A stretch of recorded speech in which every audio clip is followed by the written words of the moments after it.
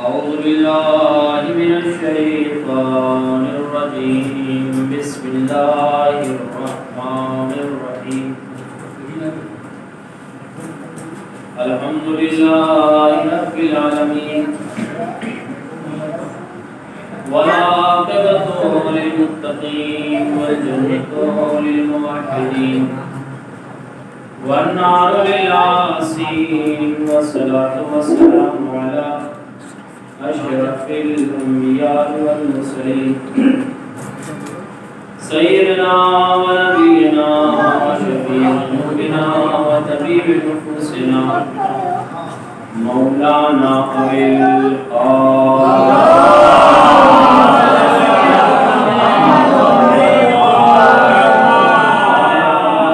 الطيبين الطاهرين المعصومين المظلومين المنتجبين المنتخبين لا سيما حجة الله على عرشه إمام زماننا هذا عجل الله تعالى فرجه الشريف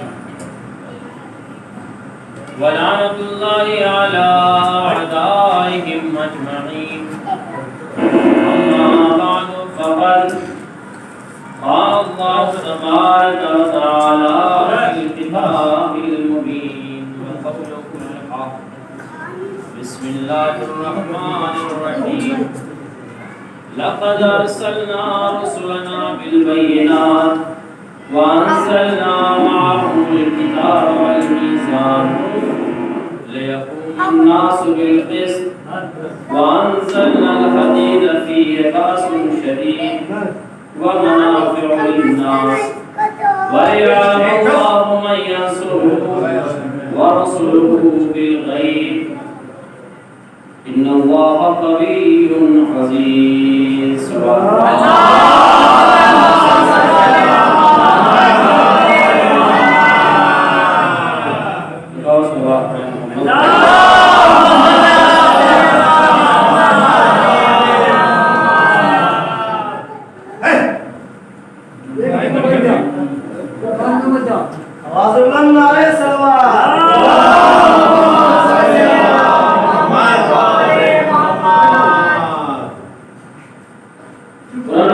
جو اللہ کی بے نظیر اور بے مثال کتاب ہے، ارشاد ہو رہا ہے لقد ارسلنا رسلنا بالبینات، بالتحقیق ہم نے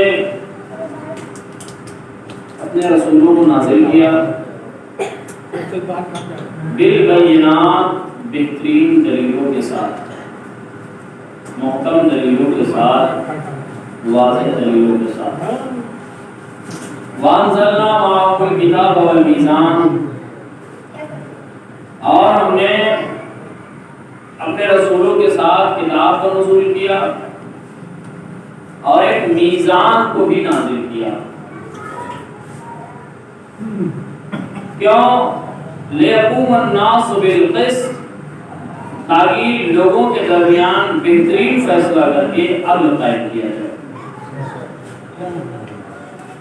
اور صرف اتنا ہی نہیں، وَأَنزَلْنَا الْحَدِيدَ فِيهِ بَأْسٌ شَدِيدٌ، اور ہم نے ایک لوہے کو نازل کیا، ایک خاص لوہے کو نازل کیا، کیونکہ الحدید پہ الف لام لگا ہوا ہے، اور عربی زبان میں کسی چیز پہ الف لام لگ جائے تو اس کو مخصوص کر دیتا ہے. جیسے قرآن میں ذالک الکتاب، یہاں الف لام لگا ہوا ہے، یہ وہ کتاب خاص کتاب ہے. وانزلنا الحدید فیہ بأس شدید، اور ہم نے ایک خاص لوہے کو نازل کیا، فیہ بأس شدید، اس میں شدید جنگ ہے. جو لوہا نازل ہوا ہے اس میں شدید جنگ ہے. ومنافع للناس، اور لوگوں کے لیے یہ فائدے مند بھی ہے. وَلِيَعْلَمَ اللَّهُ مَن يَنصُرُهُ وَرُسُلُهُ، اور اللہ لوگوں پر اظہار کر دینا چاہتا ہے، ظاہر کر دینا چاہتا ہے کہ دنیا جان لے کہ وہ کون ہے جو اس کی مدد کرتا ہے اور اس کے رسولوں کی مدد کرتا ہے بالغیب، غیب میں رہ کر۔ ان اللہ قوی عزیز، اللہ تو قوی بھی ہے، عزیز بھی۔ اسی آیت کے ذیل میں کل بھی میں نے آپ سے گفتگو کی اور انشاءاللہ اسی آیت ہی کے ذیل میں آج بھی گفتگو ہوگی۔ کل جہاں سے گفتگو شروع ہوئی تھی وہ مقام یہ تھا کہ اللہ نے ایک اعلان کیا عرش پر کہ انی جاعل فی الارض خلیفہ۔ یہ سے شروع ہوئی تھی بات، آج پھر یہ سے شروع ہوتی ہے کہ اللہ نے اعلان کیا کہ میں عرش پر خلیفہ بنانے جا رہا ہوں۔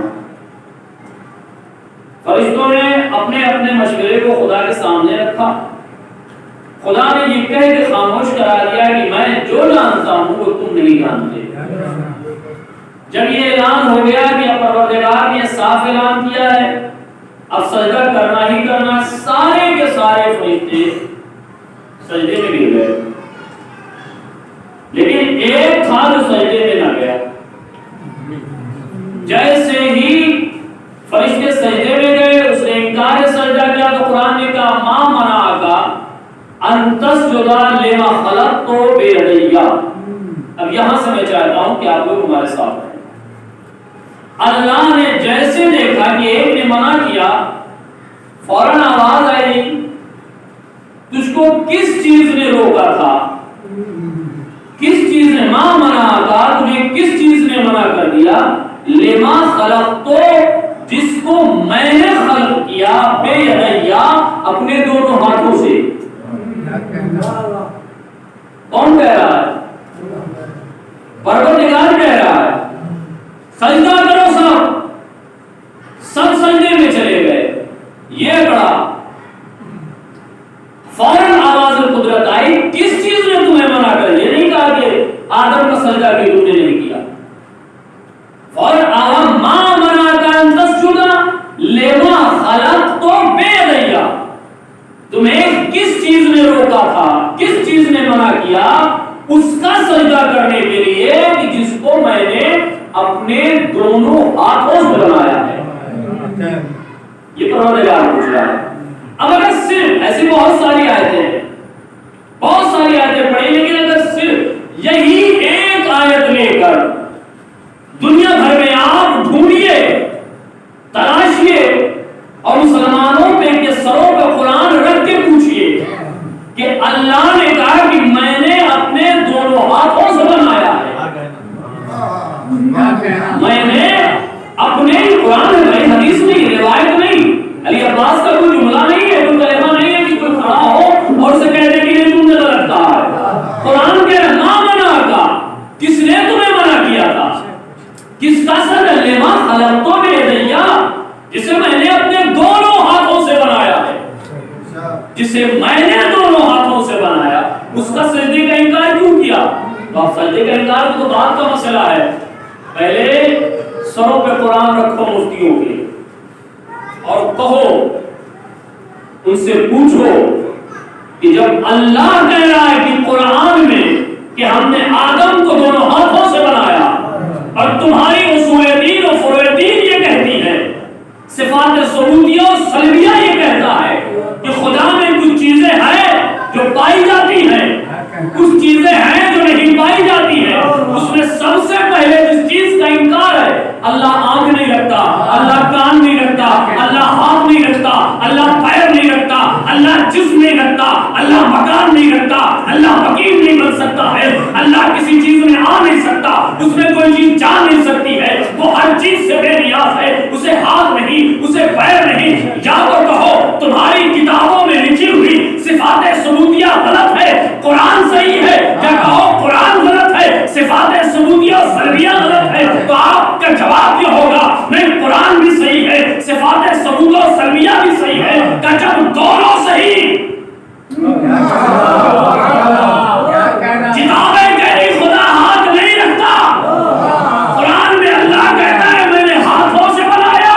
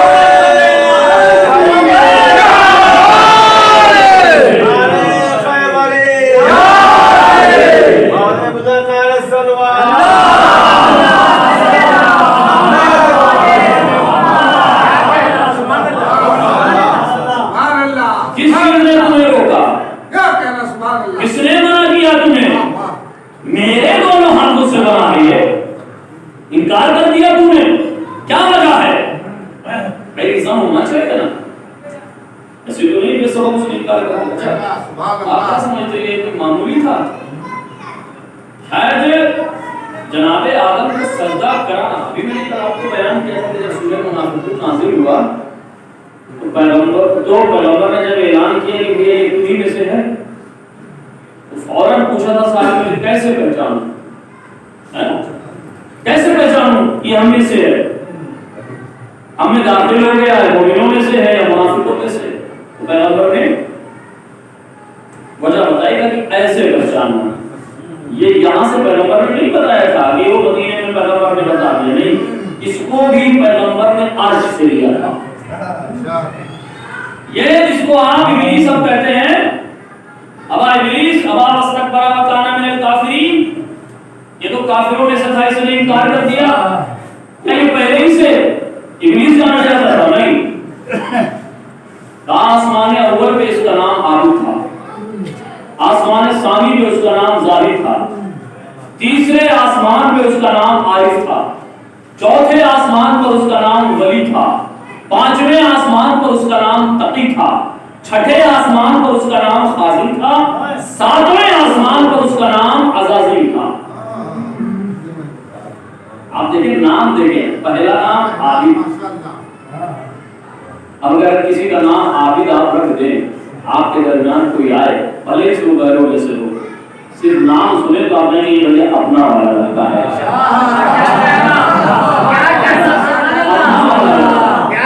اس کا پہلا نام عابد، پھر زاہد. آپ دیکھیں عابد، زاہد، عارف، ولی، تقی، خازن، عزازیل، یہ نام ہے. چلیے تو نام کے صفات بتاؤں آپ کو میں. 40,000 سال تک جنت کا خزانچی تھا. کیا کہنا؟ کتنے؟ 40,000 سال تک جنت کا خازن تھا. 80,000 سال تک ملائکہ کے ساتھ رہا. 80,000، اور یہ یہاں والا سال نہیں تھا، یہ وہاں والا سال ہے. 80,000 سال تک ملائکہ کے ساتھ رہا ہے. 20,000 سال تک اس نے ملائکہ مقربین کی سرداری کی ہے، سردار رہا ہے. 1,000 سال تک وہ روحانیوں کے درمیان رہا ہے، بلند جو ملائکہ تھے ان کے درمیان رہا ہے. 20,000 سال تک اس نے ملائکہ کو واعظ و نصیحت کیا ہے، یہ غلط ہے یہ صحیح ہے. یہ ہے عزازیل، یہ ہے ابلیس. اب اللہ کہہ رہا ہے کیوں؟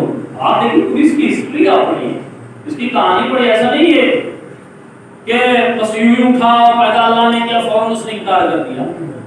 بہت بڑا اس کا رول ہے. یہ ملائکہ کے ساتھ رہتا تھا لیکن ملک نہیں تھا، یہ ملک نہیں تھا، یہ غالباً جنات کے خاندان سے مارج، ایک جنات کا نام تھا جو سب سے پہلا جنات خلق کیا گیا ہے، اس کے پوتے کا بیٹا تھا ابلیس. اس کے پوتے کا بیٹا تھا مارج نام، سب سے پہلا جو جنات خلق ہوا ہے اس کا نام مارج تھا، اس کے پوتے کی بیٹا ابلیس. یہ پہلے پر عابد، زاہد، تقی، عارف، لیکن لوح محفوظ پر، یہ آسمانوں میں اسی بھی نام سے جانا جاتا تھا، لیکن لوح محفوظ پر اس کا نام ابلیس تھا.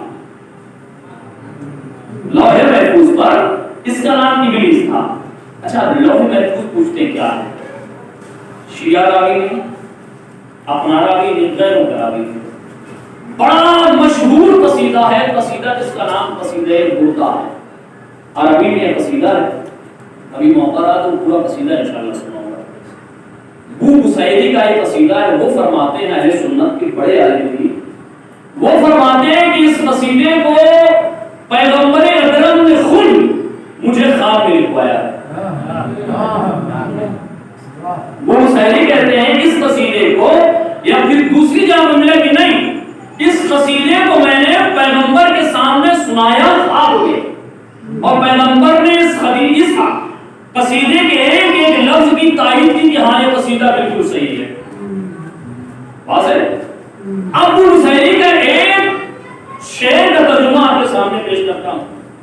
وہ بصیری ختم مرتبہ کی تعریف کرتے ہوئے کہتے ہیں کہ اے احمد مرسل، اے خاتم النبیین، آپ کی ذات بابرکت اتنی سخی ہے کہ آپ نے پوری کائنات سخاوت میں صدقہ کر دی. اور اس کے بعد آپ کے علم کی تعریف کرتے کرتے کہتے ہیں یہ لوح محفوظ جانتے ہیں کہ معمولی نہیں ہے، کائنات کی ہر شے کو لوح محفوظ میں لکھ دیا گیا ہے. آپ کے سامنے جو قرآن مجید ہے نا، جس کے لیے اللہ ربی ولا یادسی اللہ کی کتاب مبین، یہ بھی پہلے لوح محفوظ میں لکھا گیا ہے. پھر آیا قرآن لوح محفوظ میں ہر شے ہے. اب آپ فرماتے ہیں کہ سید المرسلین، آپ کی سخاوت اتنی عظیم کہ آپ نے پوری کائنات جو آپ کے صدقے میں آپ نے دے دی، لوگوں کو سخاوت کر دیا، آپ نے صدقہ کر دیا. اور یہ لوح محفوظ جو اتنا عظیم ہے، اے میرے نبی، یہ آپ کے علم کا ایک قطرہ ہے جو اللہ نے اسے الگ کر دیا ہے. لوح محفوظ کے کون؟ وہ بصیری اہل سنت کے بڑے عالم دین اپنے قصیدہ خدا میں، خدا یعنی چادر کو کہتے ہیں، یہ چادر اوڑھے ہوئے تھے، خواب دیکھ رہے کہ اس کا نام ہی قصیدہ خدا رکھ دیا. کہیں جو لوح محفوظ ہے، یہ آپ کے علم کا ایک چھوٹا سا قطرہ ہے، ذرہ ہے، جو آپ کے علم سے جدا کر کے اسے لوح محفوظ بنا دیا گیا. آپ کے علم سے پیغمبر سے پوچھا گیا. اچھا، چونکہ اگر ان کی بات مان لی جائے کہ میں نے پیغمبر کو سنایا یا پیغمبر نے مجھے لکھوایا، دونوں میں سے کوئی ایک بھی مان لی جائے اور پیغمبر نے کہا ٹھیک ہے، تو اس کا مطلب یہ ہے کہ اب جو کچھ بھی اس میں لکھا ہوگا وہ صحیح ہے. ٹھیک ہے، صحیح غلط جو بھی ہو وہ جانے. لیکن بہرحال اگر وہ کہتے تو میں مان ہی لیتا ہوں کہ انہوں نے فرمایا کہ لوح محفوظ آپ کے علم کے قطرات میں سے ہے. جب پیغمبر سے پوچھا گیا ہے اللہ کے نبی لوح محفوظ ہے کیا، تو آپ فرماتے ہیں کہ اللہ نے لوح محفوظ کو علی کے قلب سے جو نور چمکا تھا اس سے بنایا. پیغمبر فرماتے ہیں کہ علی کے سینے دل سے جو نور چمکا تھا اس سے لوح محفوظ بنایا گیا. یہی وجہ ہے کہ لوح محفوظ ہمیشہ علی کی نگاہوں کے سامنے رہتا ہے.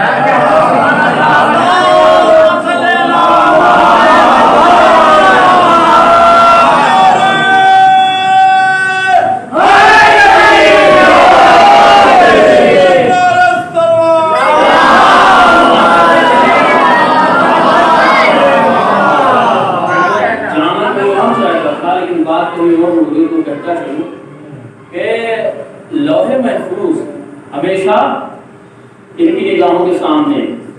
آپ کو وہ واقعہ یاد ہے کہ جب پیغمبر کی بزم میں دور سے آیا ہوا غیر مسلم کہتا ہے میں نے سنا ہے کہ تیری بارگاہ میں جو آتا ہے اسے تو پتہ کرتا ہے، تیری بارگاہ سے کوئی خالی واپس نہیں جاتا. بڑا سنا ہوا واقعہ ہے، میں آپ کے سامنے پیش کرتا ہوں. تیری بارگاہ سے کوئی خالی واپس نہیں جاتا. آج میں بھی تجھ سے کچھ مانگوں، ماں میرے کوئی پسر نہیں ہے، کوئی اولاد نہیں، مجھے دے دے. پیغمبر نے جیسے ہی سنا اولاد مانگ رہا ہے، واقعہ پہنچ گیا کہ راہب آیا تو مجھے اولاد دے. پیغمبر نے کہا تیرے مقدر میں اولاد نہیں ہے، تیری قسمت میں اولاد نہیں ہے. یہ کہا وہ نبی جس کی بزم سے آج تک کوئی خالی چھوڑی نہیں گیا تھا، غیروں کے درمیان سے آیا ہوا راہب خالی رہا تھا. غیروں کے درمیان سے آیا ہوا راہب خالی رہتا تھا. بات آپ سے میں پوچھوں، اب یہ جب خالی ہاتھ اگر چلا گیا تو معمولی آدمی نہیں ہوتا ہے، راہب اپنی امت کا بڑا عالم ہوتا ہے.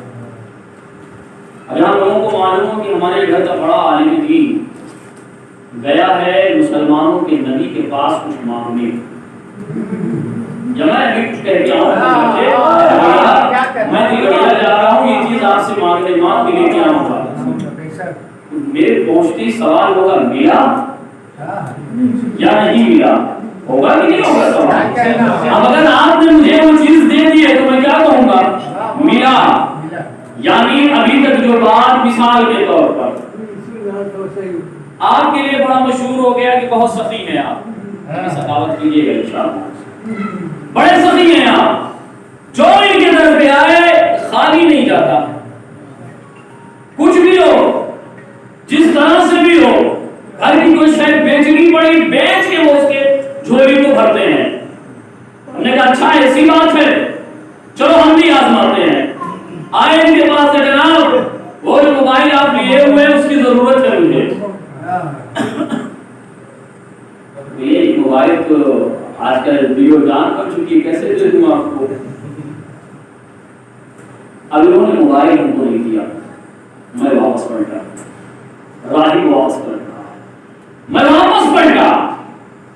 اب میں جب اپنے وطن واپس جاؤں گا تو فوراً سوال ملا آپ کو جہاں گئے تھے مانگنے؟ جواب میرا کہ اگر نہیں ملا تو جواب میرا یہ ہوگا کہ تلگڑیا والوں نے فلاں کے لیے یہ بات اڑا رکھی تھی تاکہ لوگ جانیں کہ تلگڑیا میں بھی کوئی سخی رہتا ہے۔ یہ اڑا رکھی تھی بات، حقیقت نہیں ہے۔ کہ کیسے معلوم؟ کہ میں نے مانگا مجھے نہیں ملا، غائب اگر چلا جاتا پوچھتے ملا، جواب یہی ہوتا مسلمانوں نے اڑا رکھا ہے، ان کا نبی بڑا دین داتا ہے، بڑا سخی ہے۔ اب آگے بات نہیں چھوٹی چھوٹی پیغمبر نے کہہ دیا اس کی قسمت میں اولاد نہیں۔ اب میں جملہ کہنے جا رہا ہوں، میں دیکھوں گا کہ آپ کی سماعت تلواری ہے یا بہت جلدی ہی چھوڑ دینا ہے۔ جیسے ہی پیغمبر نے کہا اس کی قسمت میں اولاد نہیں، تجھے قسم نہیں مل سکتا، یہ بارگاہ پیغمبر سے نکل کر جانا چاہتا ہے کہ ادھر حجرے سیدہ سے اسلام کھیلتا ہوا نکلا۔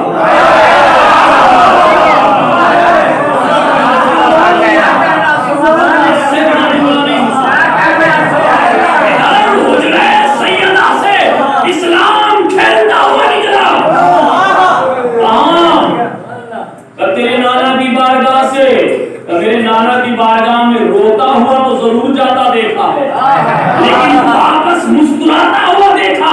تیرے چہرے پہ یہ دھواں دھواں کیوں؟ میں فرزند مانگنے گیا تھا، میں جملہ کہنے جا رہا، میں فرزند مانگنے گیا تھا، ملا نہیں ملا، اچھا چل میرے نانا کے پاس۔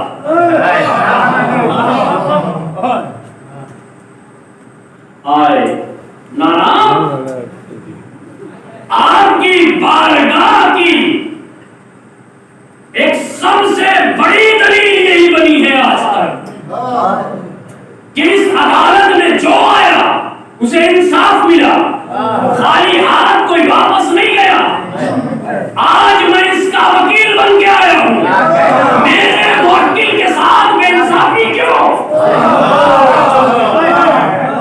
بارگاہ سے ہر کسی کو ملتا ہے، پھر یہ خالی ہاتھ کیوں؟ حسین اس کی قسمت میں اولاد نہیں۔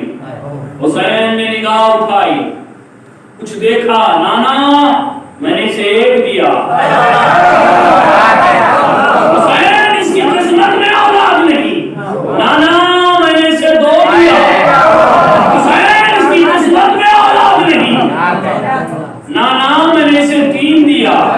اکثر علماء و ذاکرین جوش و غلبہ میں کہہ جاتے ہیں کہ پیغمبر نے کہا حسین بس کرو حسین، اچھا نہیں، پیغمبر نے نہیں کہا، کیونکہ اگر پیغمبر کہتے تو حکم ہوتا، اور اگر پیغمبر نہ دینا چاہتے ہوتے تو پہلے حکم دیتے حسین بس، میں نے کہہ دیا نہیں تو نہیں، لیکن نہیں، بار بار پیغمبر کہے حسین اس کی قسمت میں اولاد نہیں، بیٹا لوہے محفوظ کو دیکھو۔ ایک مرتبہ حسین نے نگاہ اٹھائی، انانا آپ تو صحیح کہتے، لوہے محفوظ میں لکھا ہے اس کی قسمت میں اولاد نہیں، لیکن میں نے دیا۔ میرے لال اس کے مقدر میں اولاد نہیں، نانا میں نے دیا۔ جب 7 پسر دے چکے حسین، علماء کہتے ہیں نا کہ پیغمبر نے کہا نہیں حسین بس نہیں، راہب نے کہا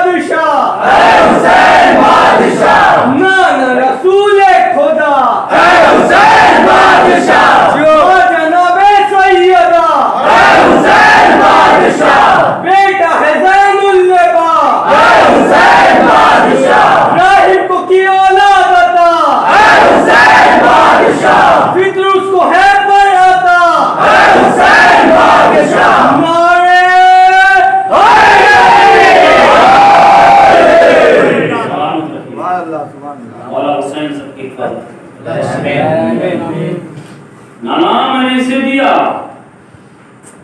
اب سوال ہوتا ہے آپ بھی معصوم, آپ کا نانا بھی معصوم, وہ کہتا ہے نہیں, آپ نے دیا کہاں سے؟ نانا کہہ رہا ہے اس کے مقدر میں ہے ہی نہیں میرے لال, آپ نے اس کے مقدر کو بدلا کیوں؟ دیا کہاں سے؟ تمہیں میرے نانا کا وہ کلام یاد نہیں کہ لوح محفوظ کچھ نہیں ہے, میرے بابا کے دل سے ایک نور نکلا تھا جس سے لوح محفوظ بنا. لوح محفوظ ہے میرے بابا کی ملکیت.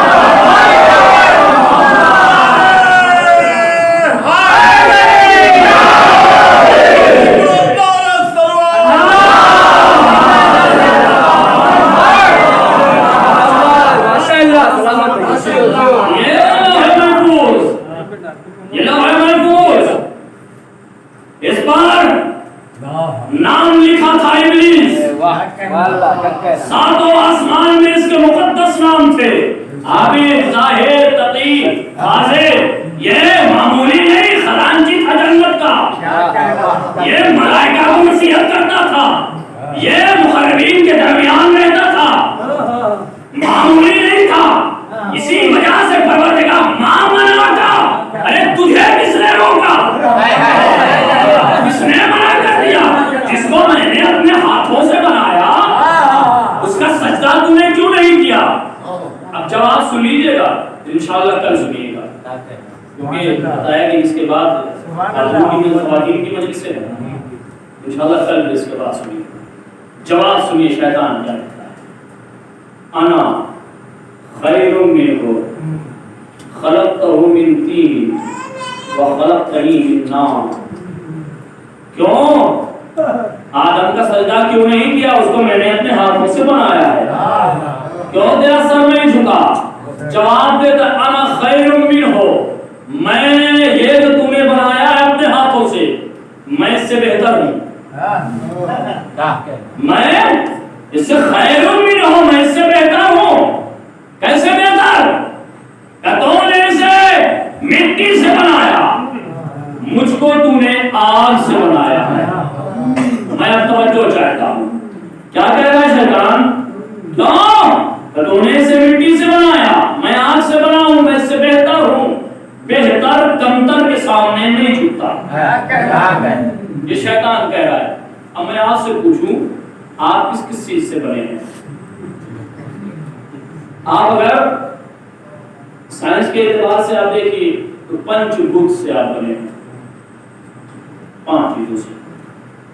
لیکن اگر اسلام کے اعتبار سے دیکھیں تو آپ 4 چیزوں سے بنے ہیں, کیونکہ انہوں نے اسی 4 کو 5 میں بانٹا ہے. اسلام نے 4 ہی رکھا ہے.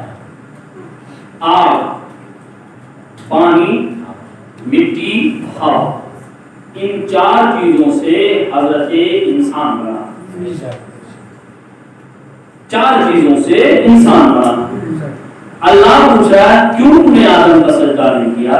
آدم آگ سے بنے, پانی سے بنے, مٹی سے بنے, ہوا سے بنے. یہ 4 چیزیں آدم کی خمیر میں موجود ہے, جس سے آج تک آدمیت چلی آ رہی. انہی 4 چیزوں سے بنا انسان. شیطان سے پوچھا کیوں سجدہ نہیں کیا؟ اس نے کہا میں ان سے بہتر ہوں, چونکہ تو نے مجھے آگ سے بنایا ہے, ان کو مٹی سے بنایا ہے. آگ مٹی کو سجدہ نہیں کرے گی. اے شیطان, تیرے سامنے آدم بنائے گئے, بہت پہلے ابو آدم سے پیدا کیا گیا, تیرے سامنے آدم کا خمیر, تبھی اس نے اعتراض کیا. دیکھا نا میرے ملائکہ کے درمیان چھپے ہوئے منافق کو اکھاڑنا چاہتا ہے۔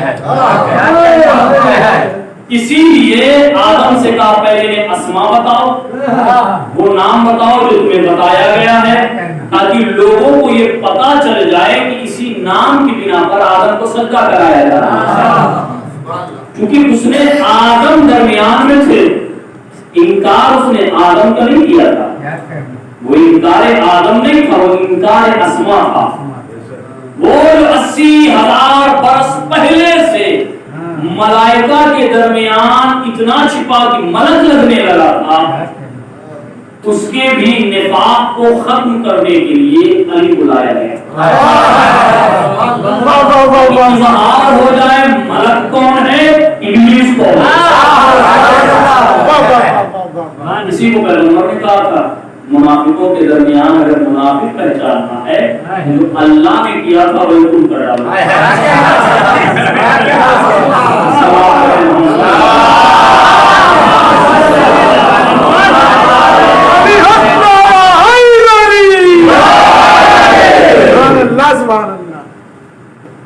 ہم نے رسولوں کو نازل کیا، بھیجا، ان کے ساتھ کتاب آئی، میزان آیا، ایک خاص لوہا نازل ہوا۔ اس لوہے کی خاصیت یہ ہے کہ اس میں جنگ شدید ہے، لوگوں کے لیے نفع بخش بھی ہے، اور اللہ یہ چاہتا ہے لوگوں پر اظہار ہو جائے کون ہے جو اس کی مدد کرتا ہے اور اس کے رسولوں کی مدد کرتا ہے غیب میں رہے گا۔ یہ جملہ اور بہت مسائل ہے۔ اللہ کیا کہہ رہا ہے؟ قسم خدا کی، دنیا نے اگر قرآن ہی صحیح سے پڑھا ہوتا تو کبھی اعتراض نہ کرتے ہم پر۔ کیا کہا؟ میں چاہتا ہوں، اللہ کہہ رہا ہے اللہ چاہتا ہے کہ اظہار کر دے، دنیا جان لے میں جنسو ہوں۔ کون ہے؟ اللہ کی مدد کرتا ہے اور اس کے رسول کی مدد کرتا ہے۔ تو دنیا نے کہتی ہے کہ بس اللہ سے مدد مانگو، تم علی سے مدد کیوں مانگتے ہو؟ علی سے مدد مانگنا بدعت ہے، کفر ہے، شرک ہے۔ میں کہوں میں مدد مانگوں تو میں مشرک ہو جاؤں، اللہ مدد مانگے میں مدد مانگوں تو مشرک ہو جاؤں۔ اللہ قرآن میں کہہ رہا ہے میں انصرو، کون ہے جو اللہ کی مدد کرتا ہے؟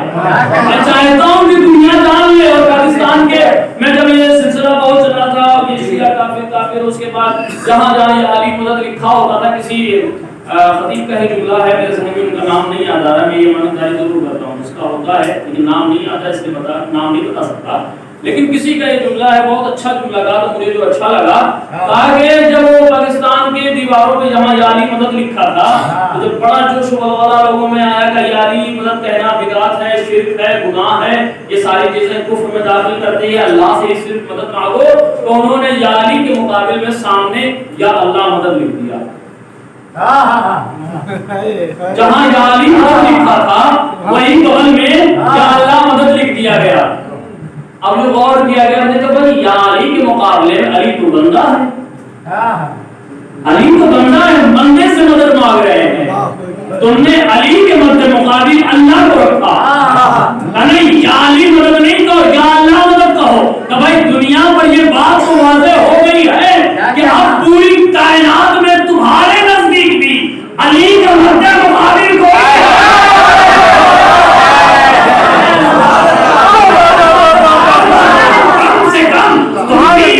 ضرور سمجھتے ہو کہ جب کبھی علی کے مقابل کوئی آئے تو اللہ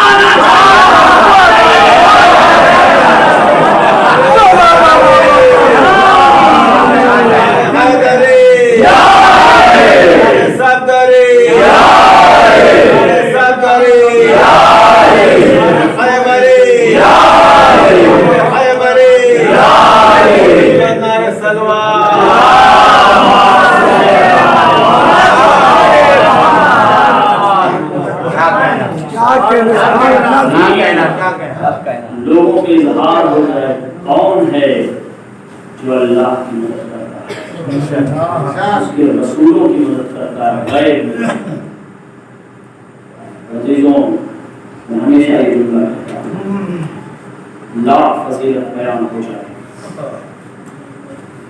فضائل کے سمندر بہا دیے جائے، لیکن اگر ہمارے آنکھوں سے اشک نہ نکلے، شام اور بقی سے آنے والی میٹھیاں ہم سے حاصل نہیں تاریخ میں لکھا ارے رہے کے ہاتھ وہ ظلم کھائے گئے، دنیا کو نجات دینے کے لیے آئے تھے۔ حق یہ تھا کہ ان کی قدموں کی خاک کو سر تاج سمجھا جاتا، لیکن امت محمد نے انہیں سوات مقدسہ کے سامنے اطہار کو خواب خون میں غلطہ کر دیا۔ کربلا صرف حسین کی شہادت نہیں ہے، کربلا زہرا کی کمائی کو لٹتے ہوئے اس واقعات کا نام ہے، جہاں زہرا کی محنتوں کو قتل کیا جا رہا تھا۔ یہی وجہ ہے کہ آپ دیکھیں وہ منظر جو بہن کبھی نہیں دیکھ سکتی تھی، اس منظر کو زینب نے دیکھا اور اس وقت دیکھا کہ جب شیو کن خنجر پھیر رہا تھا اور زینب چلے زینبیہ سے کھڑی دیکھ رہی تھی، آواز دے رہی تھی کہ اے ساتھ شیو کن رو یہ میرا خیال پیاسا ہے۔ زینب نے وہ منظر دیکھا لیکن صبر نہ چھوٹا۔ بعد شہادت حسین قیام کرائے گئے، اب زینب عباس بن چکی ہے، اب زینب حسین بن چکی ہے، اب زینب علی اکبر بن چکی ہے۔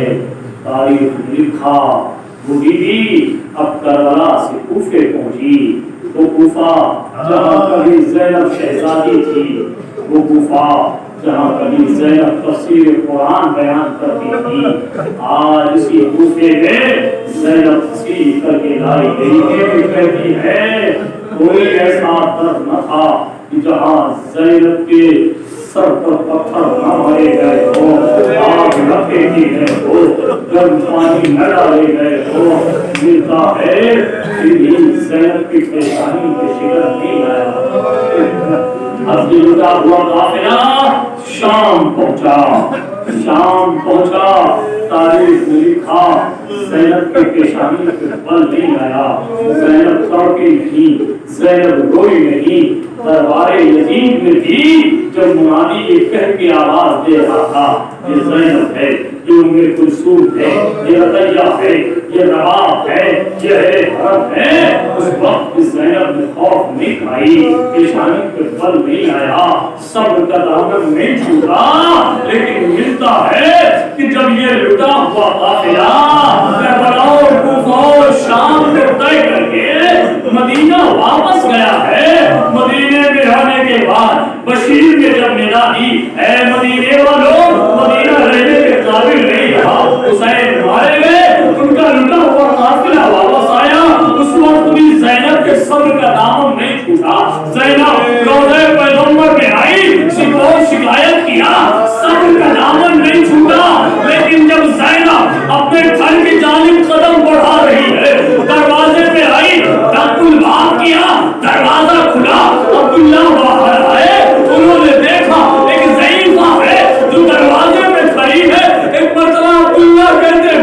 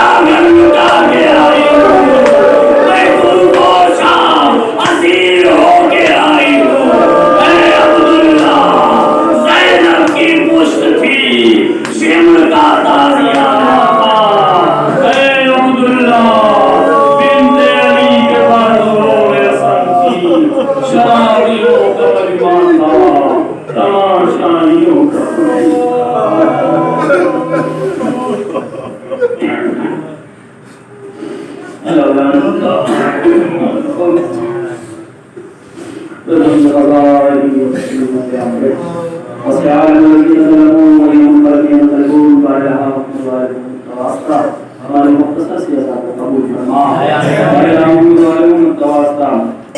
ہمارے گناہ کبیرہ و صغیرہ کو معاف فرما ہمارے اصول کو ہمارے سیدہ عنایت فرما ہمارے ہمارے اصول کو ہماری نجات کا ذریعہ قرار فرما ہمارے ہماری کی حفاظت فرما ہمارے ہمارے امام زمانہ کے ظلم مساکین فرما ہمیں ان کے آوان و انسان کو شمار فرما اللہ تقبل منا انک انت السمیع العلیم